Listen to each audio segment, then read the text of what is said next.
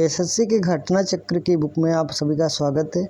इसमें हम सीखेंगे तमाम प्रकार के क्वेश्चंस के बारे में जो कि एसएससी में कई बार कई शिफ्ट में अलग अलग पूछे गए हैं। तो आप सभी का स्वागत है, वीडियो को ध्यान से देखिए। पहला क्वेश्चन कहता है कर्क रेखा जो 23.5 डिग्री है भारत के किस राज्य से गुजरती है। तो कर्क रेखा भारत के कौन से राज्य से होकर गुजरती है। तो छत्तीसगढ़। तो भारत के ऐसे कौन कौन से राज्य हैं जहाँ से कर्क रेखा होकर गुजरती है, देखते हैं। सबसे पहले गुजरात, राजस्थान, मध्य प्रदेश, छत्तीसगढ़, झारखंड, पश्चिम बंगाल, त्रिपुरा, मिजोरम। इसकी ट्रिक होती है मित्र पर गमछा झार। ठीक है, तो यहाँ से होकर कर्क रेखा गुजरती है। अगला क्वेश्चन देखते हैं। अगला क्वेश्चन कहता है कर्क रेखा भारत के निम्नलिखित में से किस राज्य से होकर नहीं गुजरती है। तो इतने राज्य हैं, तो इनमें से कौन सा राज्य है जहाँ से होकर नहीं गुजरती है। तो इसका जो सही जवाब है उड़ीसा। भारत के उड़ीसा राज्य से कर्क रेखा नहीं गुजरती है। अगला क्वेश्चन दे रखा है भारत किस देश के साथ सबसे लंबी सीमा साझा करता है। तो ऐसा कौन सा देश है जिसके साथ भारत सबसे लंबी सीमा साझा करता है। तो एक एक देश की एक एक जानकारी देख लेते हैं। तो सबसे ज़्यादा बड़ा देश है बांग्लादेश, जिससे हालांकि बॉर्डर के एरिए में तो बांग्लादेश से 4096 किलोमीटर, चीन के साथ 3488 किलोमीटर, पाकिस्तान के साथ 3323 किलोमीटर और नेपाल के साथ 2317 और अफगानिस्तान के साथ 106 किलोमीटर की सीमा भारत साझा करता है। अगला क्वेश्चन देखते हैं। एलएसी वास्तविक नियंत्रण रेखा भारत और किस देश के बीच सीमा का विवाद है। तो एलएसी है चीन के साथ, लाइन ऑफ एक्चुअल कंट्रोल। ठीक है, आइए देखते हैं अगला क्वेश्चन। किस भारतीय राज्य को माझा, दोआब और मालवा क्षेत्रों में बांटा गया है। तो ऐसा कौन सा देश है। तो पंजाब इसका सही जवाब है। पंजाब राज्य 3 प्रमुख क्षेत्रों माझा, मालवा और दोआब में विभाजित है। पंजाब का यह विभाजन मूल रूप से पंजाब की भूमि से बहने वाले समतल और ब्यास नदियों के कारण ऐतिहासिक काल में नदियों को पार करना आसान नहीं था, इसलिए नदियों द्वारा विभाजित क्षेत्रों को अलग क्षेत्र माना जाता था। माझा क्षेत्र मुख्य रूप से ब्यास और रावी नदियों के बीच के क्षेत्र को कवर करता था। समतल सतलज नदी के बाएं किनारे की ओर पंजाब के क्षेत्र को मालवा कहा जाता था। ठीक है, तो आइए देखते हैं अगला क्वेश्चन क्या कहता है। अगला क्वेश्चन कहता है भारत पृथ्वी के किस गोलार्ध में स्थित है। तो इसका सही जवाब है भारत जो है ना पृथ्वी के उत्तरी गोलार्ध में स्थित है। अगला क्वेश्चन है निम्नलिखित में से अक्षांश नई दिल्ली के अक्षांश के 1 डिग्री के भीतर है। तो इलाहाबाद, एवरेस्ट, अमरनाथ और कौन सा है। अमरनाथ के बाद में आ रहा है ठीक है, कौन सा ऑप्शन इसका सही है। तो इसका एवरेस्ट यानी सी ऑप्शन सही है। तो उपयुक्त आधार पर इस पर टेक नई दिल्ली के अक्षांशी अवस्थित और एवरेस्ट के अक्षांशी अवस्थित 1 डिग्री का अंतर है। भारत के पश्चिमी बिंदु का नाम जो है ना गोरमोता पॉइंट है। तो जो कि 2004 में एक सुनामी आई थी जिसमें ये पानी के अंदर गोरमोता चला गया था, जलमग्न हो गया था।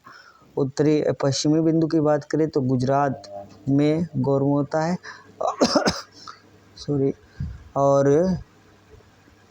दक्षिणी पॉइंट जो है इंदिरा बिंदु है। चलिए अगले क्वेश्चन की तरफ हम लोग चलते हैं। अगला क्वेश्चन कहता है भारत का सुदूर पूर्वी बिंदु कौन सा है। तो किबथू है। किबथू अरुणाचल प्रदेश में पड़ता है।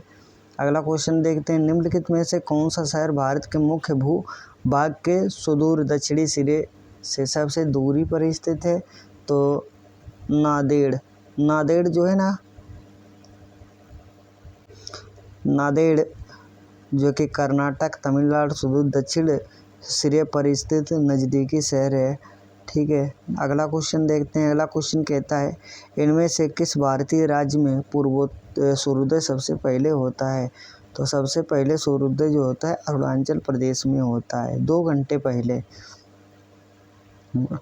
और एक ऐसा देश है नॉर्वे जिसको डूबते सूरज का देश कहा जाता है। अगला क्वेश्चन देखते हैं भारत को कितने भूकंपीय क्षेत्रों में विभाजित किया गया है? तो भारत को 4 भूकंपीय जोन में विभाजित किया गया है। तो भारतीय मानक समय जो है ना वो 82.5 डिग्री पूर्वी देशांतर के अनुरूप स्थित है। भारत का मानक समय जो है ना 82.5 पूर्वी देशांतर इसके लगभग मध्य प्रयागराज के नैनी मिर्ज़ापुर से होकर गुजरता है। यह ग्रीनविच से 5 घंटे 30 मिनट आगे ग्रीनविच से किसी भी स्थान के पूर्व या पश्चिम देशांतर ज्ञात होने से हम अपने मानक समय से अन्य देशों का मानक समय ज्ञात कर सकते हैं। भारत का मानक समय मायोत्तर ग्रीनविच से 85.5 डिग्री पूर्व है। इसका अर्थ है कि हमारा मानक समय ग्रीनविच मानक समय से 5.5 घंटे आगे है। भारत का क्षेत्रफल लगभग कितना है? तो भारत का जो क्षेत्रफल है ना 32,87,263 वर्ग किलोमीटर है। आइए अगला क्वेश्चन देखते हैं। कुल क्षेत्रफल के संदर्भ में विश्व की सबसे बड़े देशों में भारत किस स्थान पर है? तो एरिया के हिसाब से भारत का जो है ना 7वां स्थान है। तो अगला क्वेश्चन कहता है 16 भारत डैश डैश दे रखा है किसके उत्तर में स्थित है? तो भारत किसके उत्तर में? भूमध्य रेखा के। देखते हैं भारत भूमध्य रेखा से 8 डिग्री 4 से लेकर 37 डिग्री 6 उत्तरी अक्षांश और 68.7 से लेकर 97.25 पूर्वी देशांतर के मध्य स्थित है। ध्यातव्य है कि भूमध्य रेखा या विषुवत रेखा पृथ्वी की सतह पर उत्तरी ध्रुव एवं दक्षिणी ध्रुव से समान दूरी पर स्थित एक काल्पनिक रेखा है। यह पृथ्वी को 2 गोलार्धों उत्तरी और दक्षिणी में विभाजित करती है। अगला क्वेश्चन देखते हैं। अगला क्वेश्चन कहता है भारतीय मानक समय की गणना डैश के घंटा घर से की जाती है? तो मिर्ज़ापुर के घंटा घर से की जाती है। भारत का मानक समय प्रयागराज के नैनी क्षेत्र से मिर्ज़ापुर के निकट गुजरता है। यह 82.5 डिग्री पूर्वी देशांतर पर स्थित है। भारतीय मानक समय यमुनोत्तर उत्तर प्रदेश, मध्य प्रदेश, छत्तीसगढ़, ओडिशा और आंध्र प्रदेश से होकर गुजरती है। अब देखते हैं भारत के सीमावर्ती देश कौन कौन से हैं? तो भारत के सीमावर्ती देशों के बारे में हम लोग जानकारी लेते हैं। तो कौन कौन से हैं? 2022 तक कितने देश भारत के साथ अंतर्राष्ट्रीय सीमा स्थल साझा करते थे? तो इसका सही जवाब है 7 देश। भारत उत्तरी गोलार्ध में स्थित दक्षिण एशिया का महत्वपूर्ण देश है। भारत में 28 राज्य और 8 केंद्र शासित प्रदेश हैं। भारत की स्थलीय सीमा रेखा लगभग 15,200 किलोमीटर और समुद्री तट रेखा की लंबाई 7,516.6 किलोमीटर है, परंतु मुख्य भूमि के तटीय भाग की लंबाई 6100 किलोमीटर है।